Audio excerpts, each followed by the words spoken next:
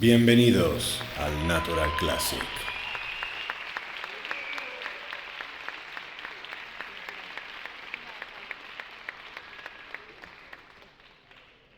Muchas gracias a todos por estar aquí.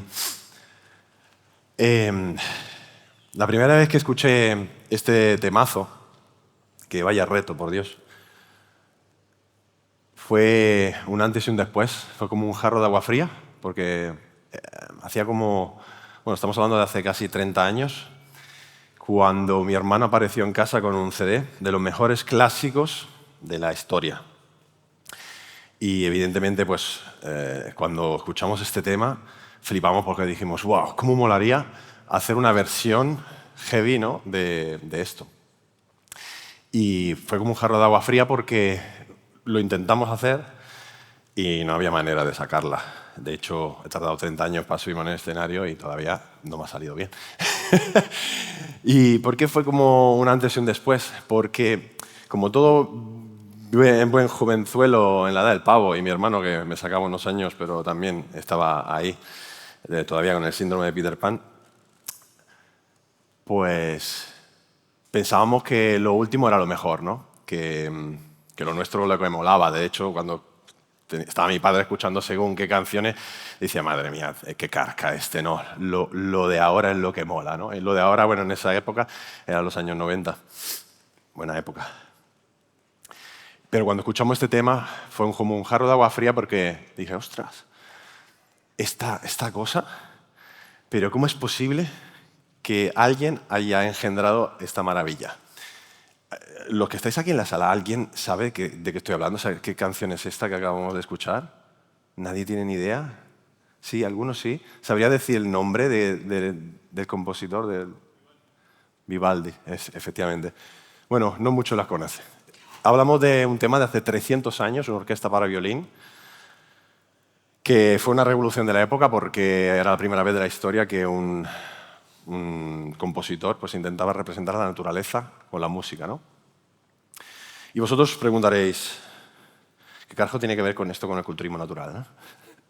Ahora ahí llegamos. Porque es que también en esto del culturismo natural y en cualquier cosa, bueno, tenemos ese efecto Dunning-Kruger en el que parece que, bueno, eso, lo último lo mejor, y perdemos de vista todos los aprendizajes del pasado y que realmente, pues, al final la frase, ¿no?, de ya está todo inventado y todo lo que podemos aprender de los grandes del pasado, pues a veces se nos esfuma.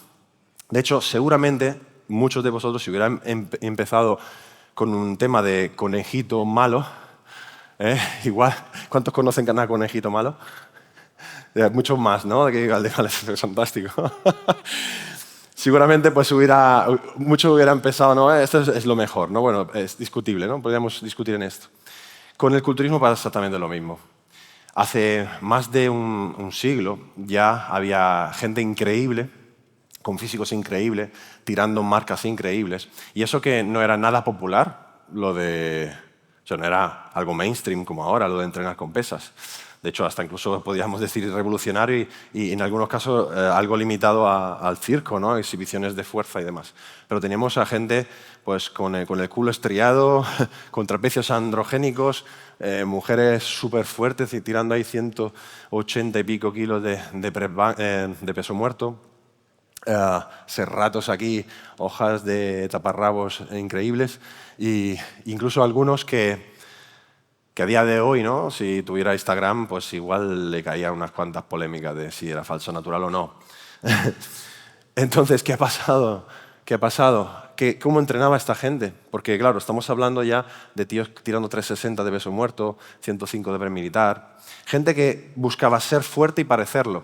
Gente que interpretaba el entrenamiento con pesas como algo para curtirse,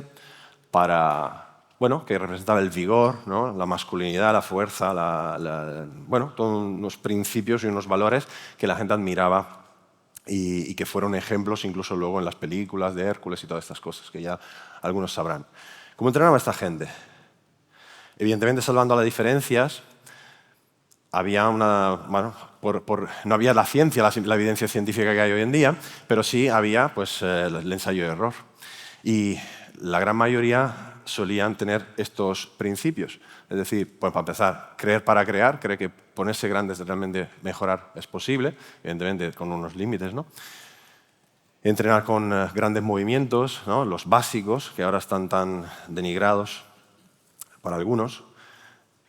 Trabajar el rango de fuerza, mejorar la fuerza. Primero hay que ser fuerte para poder ser grande, esos eran los conceptos. Que demasiados ejercicios pues, despistaban, que lo único que hacían era hacerte perder el foco de lo realmente importante, esa ley Pareto del entrenamiento, y que había que descansar entre series lo suficiente como para sacarle partido a cada una de ellas. Tanto que es hasta Arnold Schwarzenegger, que algunos se piensan hoy en día que se inventó el esculturismo, no, en realidad eso estaba ya inventado. De hecho, él era súper fan de Rec Park y seguía estos protocolos que más o menos se basaban así. Es decir, Arnold Schwarzenegger no creció haciendo 25 series por músculo atacándole de todos los lados, sino creció haciendo este tipo de protocolos full body, símil full body, porque al final están haciendo 2 entrenos A y B con ejercicios que trabajan el mismo patrón de movimiento y con énfasis diferente y demás, pero bueno, los planos de trabajo que vimos ayer en el gimnasio. Y alternando día de entreno, día de descanso. De hecho, muchos pensaban que, claro, que tenía que haber más días de descanso que días de entreno porque el cuerpo crece cuando descansa, no cuando entrena. Y bueno, se llegó a unos resultados muy buenos que no se diferencian mucho, no distan mucho, si lo vemos en perspectiva, de lo que tenemos hoy en día en el circuito internacional de culturismo natural. ¿Y qué pasó después de todo esto? Bueno, apareció el dopaje en escena. De repente, primero a escondida y ahora a plena luz del día, pues empezó a aparecer personajes y algunas organizaciones, podríamos decir, pseudo-mafiosas, que vendiendo polen de abeja y levadura de cerveza presentaron físicos descomunales, vendieron un método de entrenamiento, maquinitas y toda la pesca. Y de repente empezó la época de la bro science, o sea, la ciencia del más fuerte. Total, esto se hace así porque lo digo yo, que tengo 50 brazos. ¿Tú eres un flaco? Pues, ¿quién manda aquí? Claro, esto nos ha llevado a todo el sector fitness a prácticamente medio siglo de mitos, bulos, de confusiones, de no entender realmente la diferencia entre cómo tiene que entrenar uno u otro. ¿No? Porque claro, para empezar no se sabía y todavía estamos pagando las consecuencias. Muchos todavía en competición cortan el agua y todas esas cosas. Esta tarde veremos, espero que no, con los atletas de WNF que vienen bien instruidos, la mayoría. Pero afortunadamente, hace 10 años empezó, digamos, una tendencia del entrenamiento basado en la ciencia. De hecho, hoy vamos a tener el honor y el privilegio de tener a Eric Helms, que ha sido, podríamos decir, uno de los pioneros y de la voz cantante de todo este cambio, ¿no? Y esa ha sido la revancha de los flacos, porque ahora ya tenían una herramienta de decir, la ciencia dice... Y claro, muy bien, porque evidentemente ha sido un avance porque, claro, la opinión de los expertos en esa pirámide de evidencia, es decir, empezó a nacer ese concepto de pirámide de evidencia en la que podemos poner en perspectiva lo que pesa lo que diga uno, lo que pesa lo que diga otro. ¿Y qué pasa? Que moviéndonos hacia arriba en esa pirámide, nos encontramos con la metaanálisis y las revisiones sistemáticas, que son, al final, bueno, un conjunto, ¿no? Es un estudio que busca el conjunto de estudios que apuntan hacia un tema concreto para ver pues, realmente a dónde apunta la evidencia. Muy interesante, muy útil, pero, como todo, tiene su cara B, que es la que voy a intentar traeros hoy una clave de lectura para tampoco caer en el entrenamiento basado en la fe. Porque en muchas ocasiones, igual que antes teníamos fe en el tío que estaba más grande, porque como estaba grande, aunque estuviese grande por otro motivo, confiábamos que tenía razón. Ahora estamos confiando en los metaanálisis porque, claro, es la cúspide de la evidencia. Pero quizás no siempre tenga que ser así. ¿Por qué digo esto? Porque el tema de la investigación, también, salvando las diferencias, me perdonen los más frikis, es un poquito como lo de publicar en Instagram. Hay 95 millones de publicaciones cada día en Instagram. 95 millones. Mucha suerte con vuestro post de hoy de que habéis venido aquí. En el mundo de investigación pasa exactamente lo mismo. Se publican a día de hoy 80 metaanálisis al día. 80 metaanálisis al día. En los últimos años, la publicación de metaanálisis ha aumentado 70 veces. Pero, como vemos aquí en el meme del que uno trabaja y los otros miran, esos metaanálisis se basan en los estudios que se publican. Y los estudios que se publican solo han incrementado un 4,5. Eso significa que si la calidad de los estudios que entran pues es pobre, la calidad de las metaanálisis que sale es pobre. Es decir, basura que entra por basura que sale. Y que también los propios investigadores, al final, o bueno, si tienen que hacer una publicación y una lleva mucho trabajo y mucho tiempo y muchos recursos económicos, que es picar piedra como el tío que está cavando, y otra es mirar lo que han hecho los demás y publicarlo cómodamente, evidentemente pues hay como una especie de sesgo hacia el trabajo fácil y que es más resultón y que me haga hacer más publicaciones cada día en Instagram, en PubMed. Así que antes la dificultad era acceder a la información. Ahora estamos enterrados de información y el nuevo reto que tenemos es saber darle un valor y saber darle un contexto. Y es el objetivo de mi charla de esta mañana. Os he puesto aquí un ejemplo de 2 metaanálisis que apuntan hacia la evidencia con respecto al tiempo de descanso entre series. Una de hace 7 años, 2017, y una de hace unos meses, abril. Abril fue. En el primer caso, se observó que no había diferencia significativa entre descansar por encima de 1 minuto o por debajo de 1 minuto entre series. ¿Os cuadra? Para la hipertrofia. ¿Vale? En el segundo caso, que intentó como recoger el relevo de la primera metaanálisis, se descubrió que había una pequeña diferencia en descansar un poquito más. Pequeña. Estadísticamente significativa. ¿A qué metaanálisis hacemos caso? ¿A la de hace 7 años o la de ahora? La de ahora, ¿no? Que es la buena. Y los que hemos hecho caso a la de hace 7 años, que hemos perdido tiempo, 7 años, ¿no? Basado en la ciencia, claro. Y si mañana sale otro metaanálisis, porque se publican 80 al día, ¿qué hacemos? Vale, ese es el problema, que estamos haciendo un entreno basado en la fe de que lo último es lo bueno, ¿ok? Y quizás, como esa bellísima canción de Vivaldi, lo único que hace falta es ponerle una guitarra eléctrica, una distorsión a la canción, no hace falta romperla por completo o empezar a hacer reggaetón con el conejito malo. En este metaanálisis, ¿cuál es el problema? Si vamos a ver un poquito, descubrimos que la mayoría de los estudios sobre los que se basan son en sujetos no entrenados. Ahora, ¿qué pasa con los sujetos no entrenados?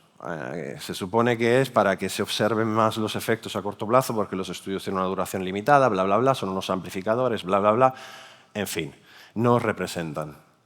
Es decir, para yo tener en cuenta lo que está diciendo una publicación, tengo que ver si se parece a mí. Hasta incluso estudios con sujetos entrenados, cuando luego vamos a ver qué es lo que hacen estos sujetos, que al final son estudiantes universitarios o bueno, al final que entrenados, luego vas a ver que hacen 60 kilos per banca. Entonces es un pequeñito problemita con esto. ¿Por qué? Bueno, porque cuando observamos sujetos no entrenados, todo funciona. Una persona que no es entrenada, cualquier protocolo los apliques, le va a funcionar. Por lo tanto, luego el resultado del estudio es no se observan diferencias significativas, porque todos mejoran. Sin embargo, cuando coges sujetos entrenados de verdad, sin importar el protocolo, ninguno mejora y no se observan diferencias significativas. Sin embargo, hay un punto intermedio en el que coges a uno que hace 60 de banca, es entrenado pero sigue siendo un novato y se observan diferencias estadísticamente significativas. Y aquí es el punto. Estadísticamente, ¿qué significa? Porque, ¿sabéis qué pasa? Que el doble de una caca son 2 cacas. Entonces, estadísticamente significativo, una mejora del doble que otra, pero se ve. O sea, ¿le ha crecido el brazo a esta gente? Porque es que nosotros al final, ¿por qué queremos aplicar la ciencia al entrenamiento? Para ponernos fuertes, ¿no? Vale, pues entonces, ¿se han puesto fuertes esta gente? ¿O siguen haciendo 60 de banca? Entonces, ese es el problema.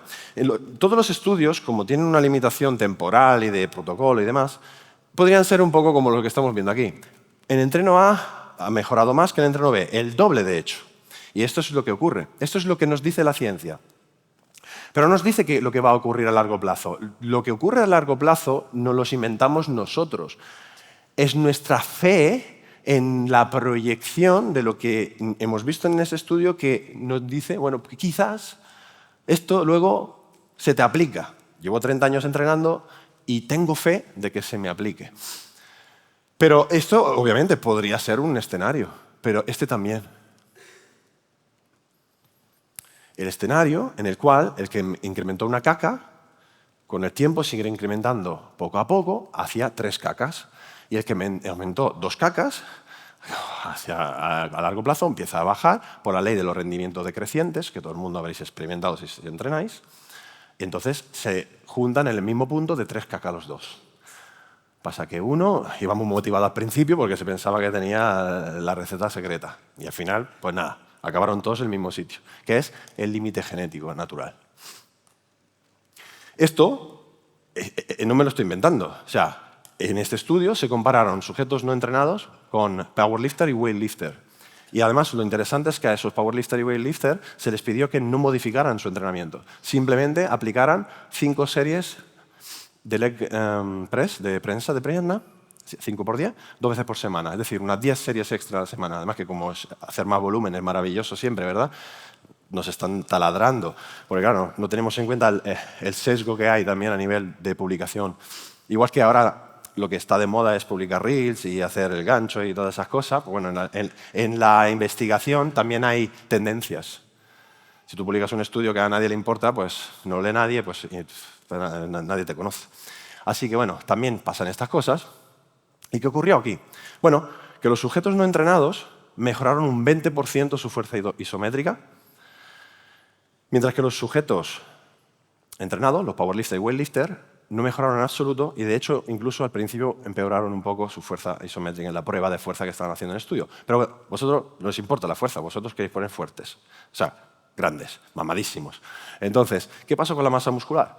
Esa es la sección transversa de la pierna, del miembro inferior, de proximal a distal. O sea, analizaron toda la longitud de la pierna, de proximal a distal, Y en la línea azul vemos los sujetos sedentarios, o sea, no entrenados, cómo tienen menos masa muscular que los entrenados, evidentemente están por debajo, y cómo mejoraron del antes y al después, es decir, las bolitas blancas y las llenas. Es decir, que se observó una diferencia estadísticamente significativa. ¿Le sacaron fotos de antes y después a la pierna? ¿Se vio la pierna gigante? No, no se ve una mierda. Es decir, estadísticamente significativo no significa ojimétricamente significativo. Pero, aún así, ¿qué pasó con los sujetos entrenados? Que empeoraron la masa muscular. Es decir, añadieron 10 series de prensa de pierna a su entrenamiento normal y su masa muscular menguó. Entonces, ¿qué conclusiones sacamos de aquí? Bueno, todos sabemos qué es la ley de los rendimientos decrecientes, ¿no? O sea, al final, nuestra progresión, cada uno tarda un poco más, cada uno tarda un poco menos, funciona así. Es decir, tú al principio tienes un ratio de adaptación muy alto que va bajando, cada vez te adaptas de manera más difícil, el cuerpo se resiste, y tus ganancias de fuerza, de masa muscular, de lo que sea, aumentan muy rápido al principio y luego cada vez cuesta más, ¿verdad? Hay un momento en el cual se cruzan estas dos cosas y tú te complicas y complicas más el entreno para conseguir cada vez menos. Y por lo tanto, como al final tú, conforme vas avanzando en tu madurez entrenando, tienes cada vez menos margen de ganancia muscular, si tu margen de ganar masa muscular son 2 kilos al año o 3 kilos al año, y en un año has hecho 400 entrenamientos, ¿cómo puedes, y de esos 400 entrenamientos has hecho, no sé, me estoy inventando números, 1000 series, 2000 series de lo que sea, ¿cómo vas a saber si los 100 gramos más de músculo que te ha crecido ha sido por esto exactamente, este perfil de resistencia así que te has inventado? ¿Entendéis? Es por fe. Entonces, la ciencia no es fe religiosa. La ciencia son datos observables. ¿Y cómo cojones vas a observar el efecto de este u otro protocolo a lo largo de un año? No existe ese nivel de evidencia. No existe. Está todo en vuestra fe religiosa. Así que cambiamos la Bro Science por la Hope-Based Training, o sea, el entrenamiento basado en la esperanza. Y esto es el sesgo de la esperanza. O sea, esa parte en la que yo creo que lo que estoy haciendo está bien. Entonces, en conclusión, si hay un límite genético y cuanto más me acerco a él, más es más difícil realmente diferenciar el oro de la paja y soy más presa fácil de los mitos y del sesgo de la esperanza, es interesante saber hasta dónde puedo llegar yo, cada uno de nosotros. Y esta es una pregunta que se han querido responder durante mucho tiempo, muchos técnicos de forma empírica y demás, Casey-Bat y demás. Aquí os he puesto una fórmula de John McCallum que yo leí la primera vez en los años 90, o sea, imaginaros, esta tiene años, y refleja muy bien la realidad que vivimos hoy en día en el culturismo natural mundial. Y basándose en la estructura ósea, la muñeca, midiendo la muñeca, el tobillo y demás, se puede estimar cuáles son los perímetros máximos que podemos alcanzar de forma natural. Por lo tanto, si yo hago ese estudio en cada uno de vosotros o en mí mismo, puedo detectar a ver cuánto margen tengo. Entonces, yo, por ejemplo, pues, me he cumplido todos estos márgenes. Estoy en cada uno de los perímetros en mi límite. Entonces, claro, pero sigo pareciendo un flaco. Bien, claro, ¿con quién te estás comparando? ¿Estás comparando con gente que va hasta arriba de farmacia? Pues igual quizás deberíamos de redefinir un poquito los objetivos, porque no es modificando el perfil de resistencia que vas a tener 55 de brazo, amigo.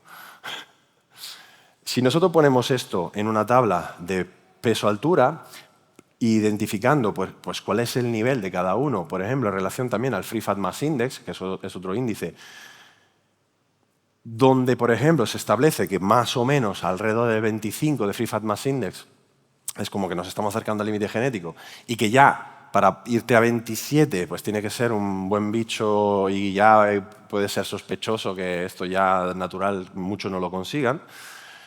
Bueno, vosotros podéis ir cruzando a ver dónde estáis vosotros con un porcentaje de competición. Ya veremos, no sé, los de esta tarde por dónde se encontrarán.